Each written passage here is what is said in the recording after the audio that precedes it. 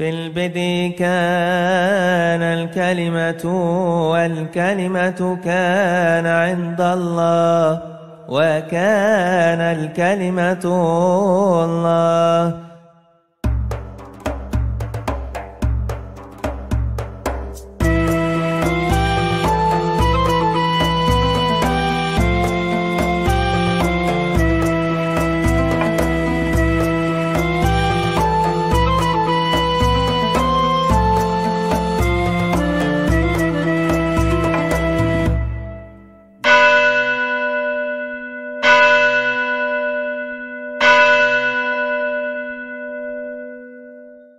Suara dengan kota-kotanya dan dengan desa-desa yang didiami Kedar. Baiklah bersorak-sorai penduduk Bukit Batu. Baiklah mereka berseru-seru dari puncak gunung tersebut. Amin. Baiklah padang gurun menyaringkan suaranya dan kota-kotanya dan desa-desa yang didiami oleh Kedar. Siapakah Kedar? Anaknya Ismail. Kakaknya bernama Nebayon. Karena itu kita mengenal kata Nabatea. Itu sudah berasal dari keturunan Nebayon dan Kedar. Berarti itu wilayah keturunan Ismail. Itu menurut genealogi Alkitab. Nanti kita akan mendengar kata Iturea di Lukas pasal 31. Itu keturunan Yetu. Nah, kaum Kedar dan kaum Nebayon dulu menghuni tempat ini. Lalu ditulis di sini, baiklah bersorak-sorak penduduk Bukit Batu. Baiklah mereka berseru-seru dari puncak gunung. Kata Bukit Batu itu di dalam bahasa Ibrani Sela. Kemudian ketika Alkitab kita Perjanjian Lama diterjemahkan di dalam bahasa Yunani, abad ketiga sebelum Masehi, namanya adalah Septuaginta. Kata Sela diterjemahkan dengan Petra. Makanya ayat ini bicara tentang tempat ini, yaitu Petra.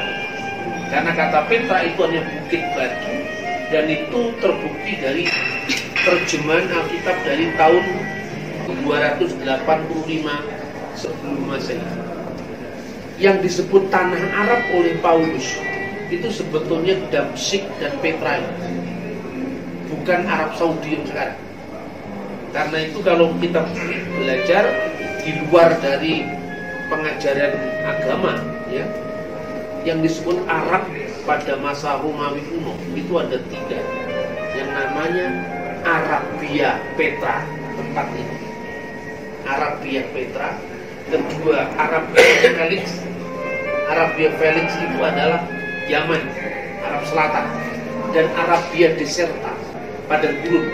Itu di tengah-tengahnya ini Arabia Petra, di tengahnya Arabia Deserta, di paling selatan adalah Arabia Felix. Nah, Ismail dan keturunannya itu ada di Arabia yang disebut Arabia Petra, di sekitar itu. Kalau di Israel nanti kita bisa menemui tempat yang namanya Banias. Banias itu dulu namanya Kaisarea Filipi. Nah, kita akan membaca ayat-ayat yang berhubungan, misalnya ya, 2 Korintus pasal 11 ayat 32 dan 33 misalnya. Di Damsyik, wali negeri Raja Aretas menyuruh mengawal kota orang-orang Damsyik untuk menangkap aku. Tetapi dalam sebuah keranjang aku diturunkan dari sebuah tingkap keluar tembok kota. Dengan demikian aku terluput dari tangannya. Di Damsyik, Damsyik itu Damaskus, Syria. Wali negeri Raja Aretas menyuruh mengawal kota orang-orang Damsyik untuk menangkap Paulus. Nah, ini Alkitab hanya mengatakan wali negeri Raja Aretas.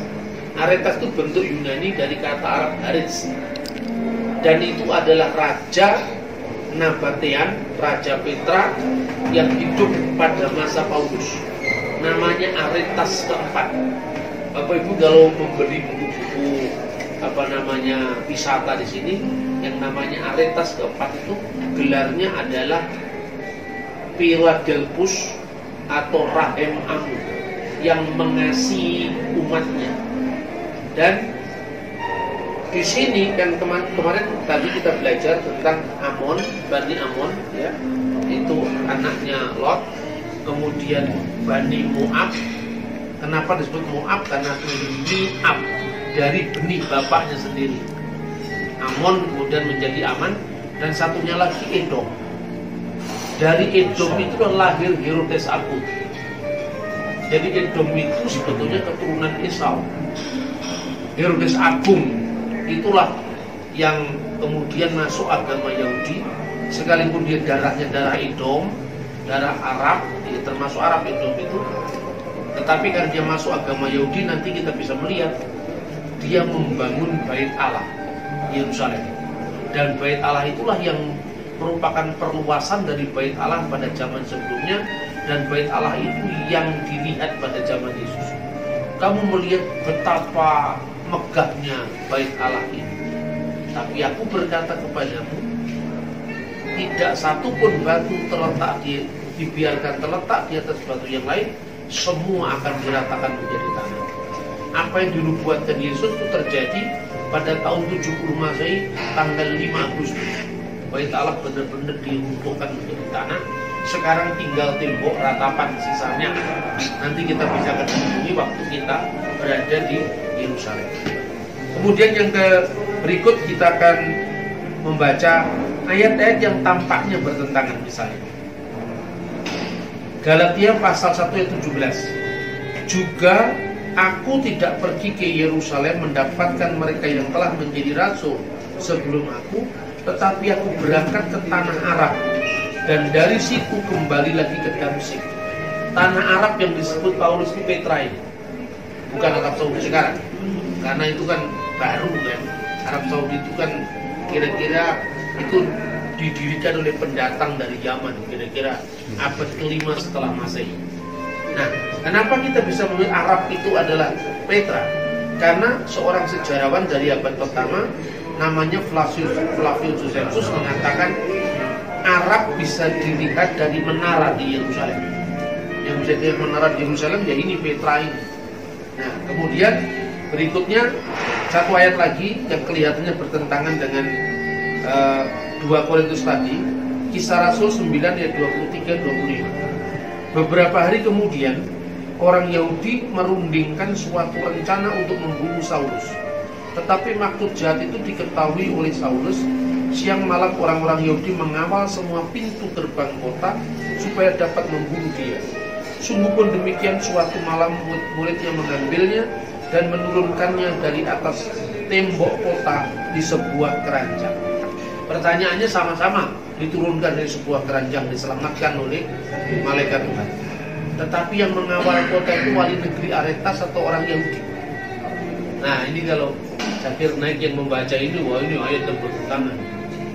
Tapi kalau kita membaca sejarah dengan benar, tidak bertentangan. Karena apa? Ada kasus di belakang itu yang menyangkut urusan politik. Kenapa? Kira-kira kejadiannya seperti ini. Dan itu semua ada dalam Alkitab. Cuman kita tidak membacanya dalam konteks sejarah. Kita akan membaca misalnya Lukas pasal 3 ayat 1 dan 2 demikian. Dalam tahun ke-15 dari pemerintahan Kaisar Tiberius. Ya, kaisarnya namanya Tiberius. Kaisarnya di mana? Di Roma. Namanya Kaisar Tiberius. Ketika Pontius Pilatus menjadi wali negeri Yudea dan Herodes raja wilayah Galilea, Filipus saudaranya raja wilayah Iturea, Trakonitis, dan Lisanias raja wilayah Abilene. Pada waktu Hanas dan Kayafas menjadi imam besar, datanglah firman Tuhan kepada Yohanes anak Zakaria di padang.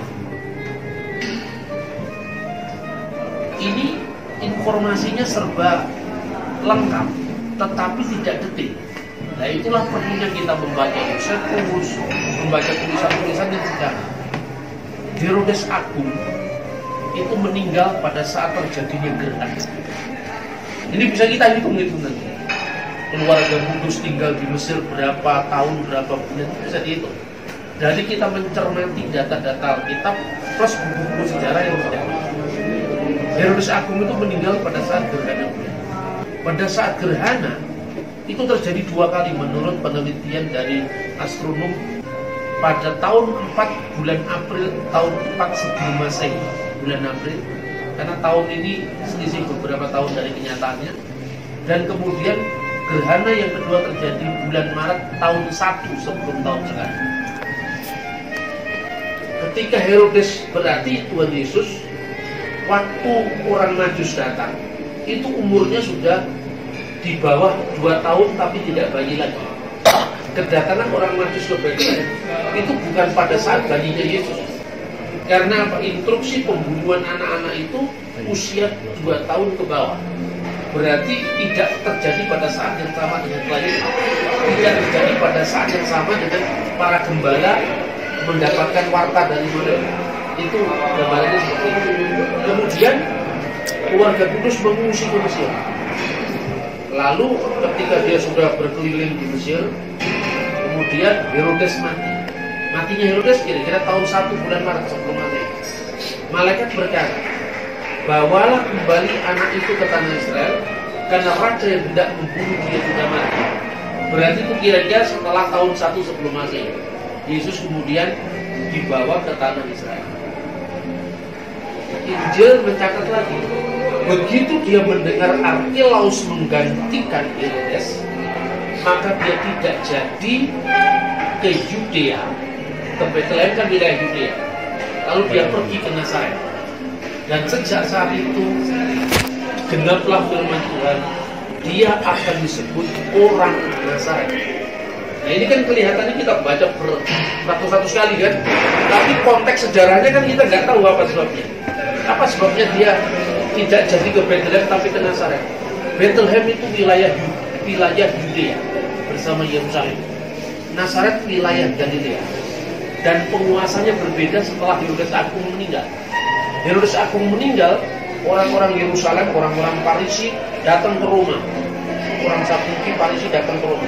Dia minta, saya tidak mau Herodes dan keturunannya memerintah atas kami. Lebih baik kami diperintah oleh Kaisar langsung.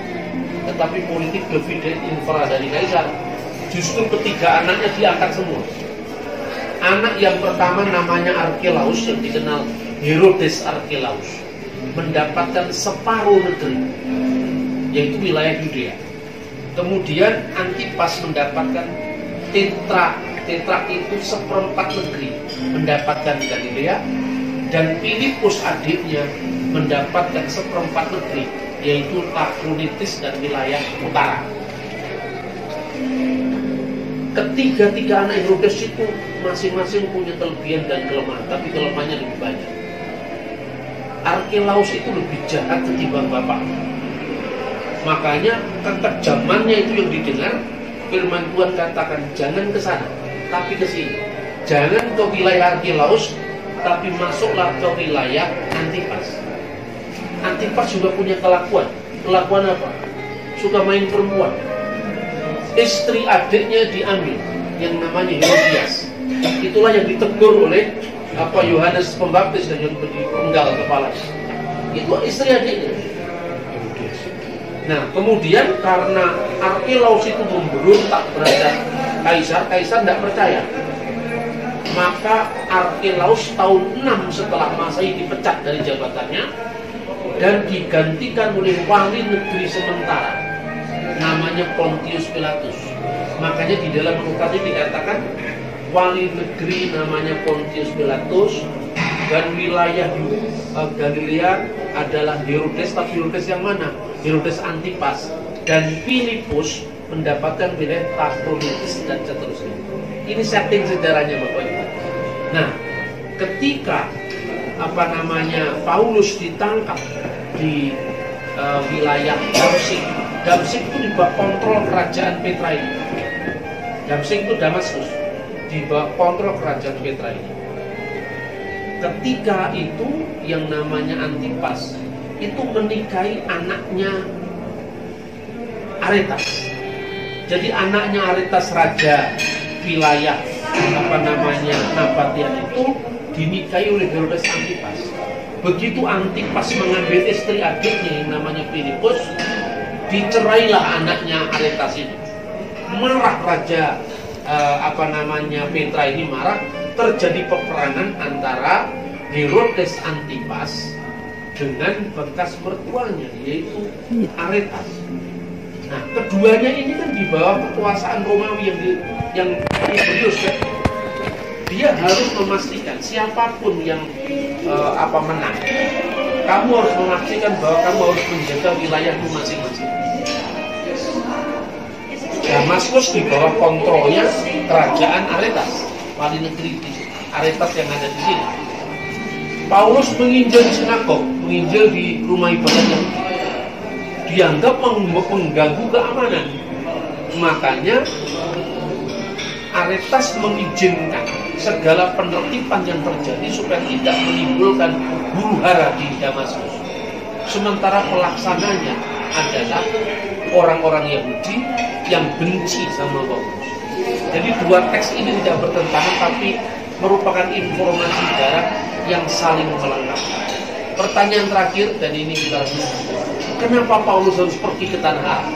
Karena memenuhi nubuat Nabi Yesaya pasal 42 tadi. Itulah sebabnya orang-orang Arab dilibatkan pada saat pencurahan Roh Kudus. Anda cari nama orang Batak, Jawa tidak ada di sana. Dan ada orang Arab karena apa?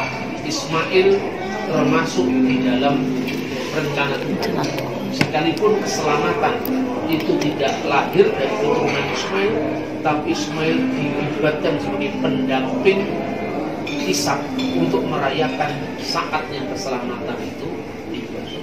Inilah yang bisa kita pelajari dari Petra, ya.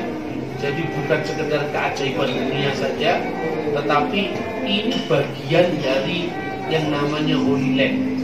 Jadi Holy Land itu sebetulnya bukan hanya Israel. Israel itu puncaknya. Kenapa ini disebut Holy Land? Segala jejak-jejak yang berkaitan dengan nabi-nabi itu suci. Maknanya suci.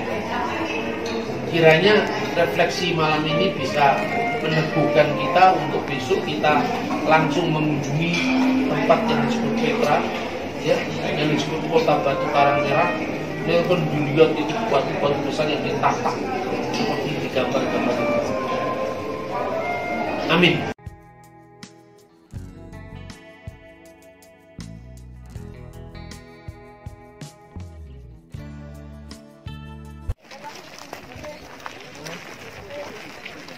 Oke, kita sedang menuju ke Petra.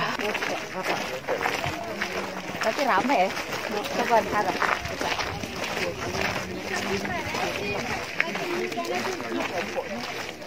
Ya, kita aja Bu, biar kelihatan. Kok jelajahi? Hah?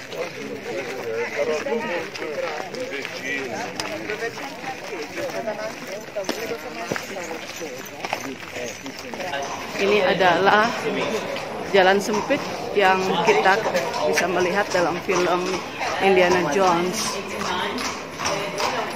tahun 89.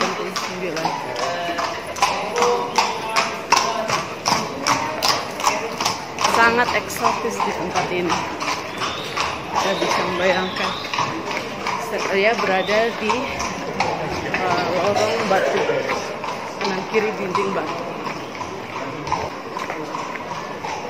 Pak Bambang Nursena yang juga memandu tim ziarah ini. Ini ada tempat duduk yang bisa kita pakai untuk beristirahat. Kamu naik kereta sama anak-anak. Iya. Oh iya betul. Nah, sekarang saya jalan kaki. Dulu naik kereta, makanya tidak tahu.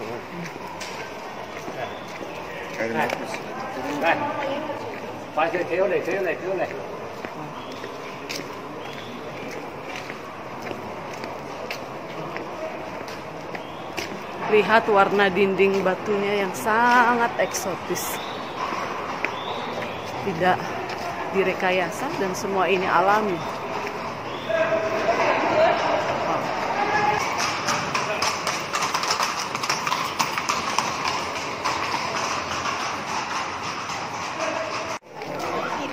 Ini adalah salah satu kuil yang bisa kita jumpai di tengah perjalanan kita menuju kuil besar di Petra. Bisa melihat dan menemukan lagi kuil penyembahan dewa kaum Nabatean di sini. The bigger one on the left hand side, it's bigger than the other one. Look at the top of it, there are two squares for the eyes. Itu ada lambang mata untuk batu yang besar dan ada batu yang besar. Ini penyembahan pada Al-Uzza Al-Dusar. Dan ada cerukan lubang di atas sana, itu adalah makam, tapi ini makam orang biasa karena tidak memiliki hiasan atau inskripsi apapun. Saudara-saudara, saya sekarang berada di salah satu stasiun dari perjalanan menuju Sikh. Sikh itu adalah harta karun yang ditinggalkan oleh kaum Nabatean. Dan dalam perjalanan yang sangat eksotik dari atas sampai ke puncak kuilnya, yaitu yang dikenal dengan Sikh, itu ada banyak sekali peninggalan yang berupa semacam tempat-tempat kultus atau tempat-tempat memuja para dewa dan dewi kaum Nabatean. Siapakah kaum Nabatean?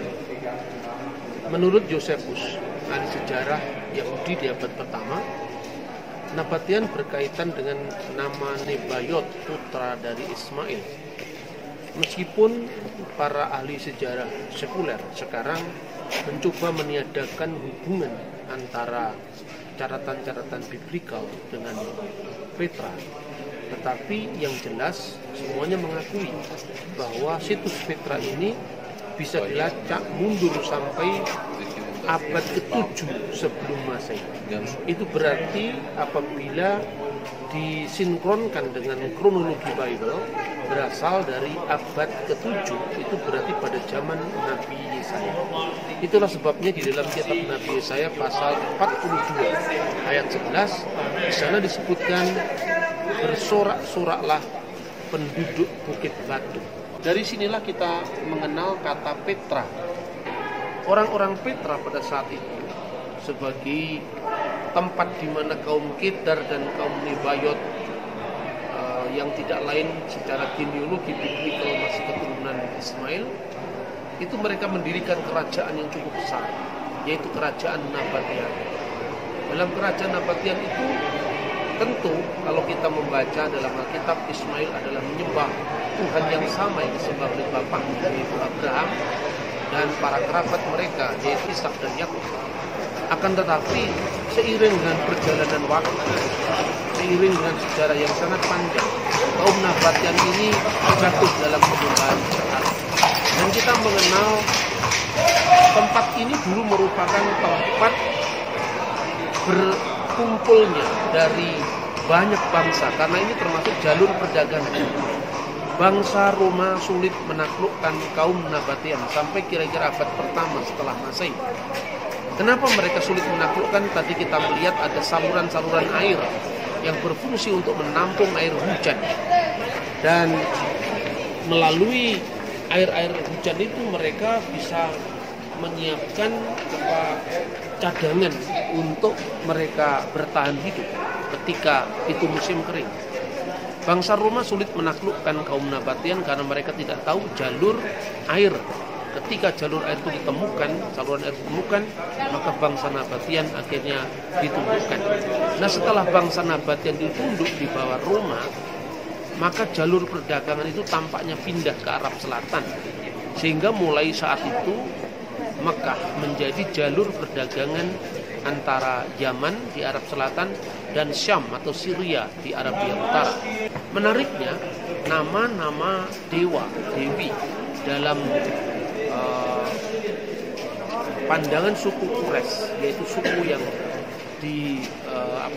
dihadapi oleh Nabi Islam Muhammad Shallallahu Alaihi Wasallam, itu sama dengan dewi-dewi yang ada di Petra. Antara lain adalah nama Al-Lata, dewi Al-Lata.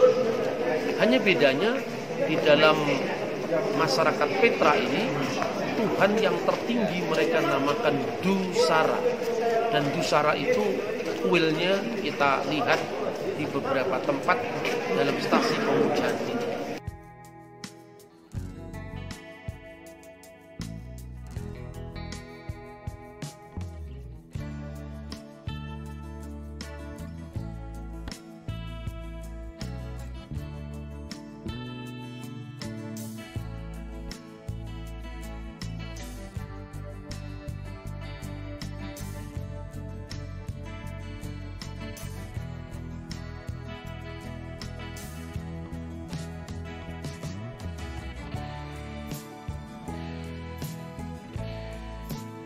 Ini adalah kuil dari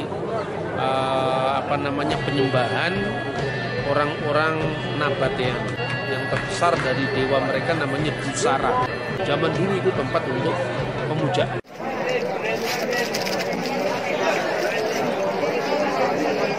Kritik Islam, khususnya Al-Quran, bahwa Tuhan itu tidak beranak dan tidak diperanakan, itu sebetulnya berakar pada kultus atau penyembahan dewi-dewi Arab kuno ini, di mana di Mekah Allata, Uzza dan Manat disebut sebagai Banatullah.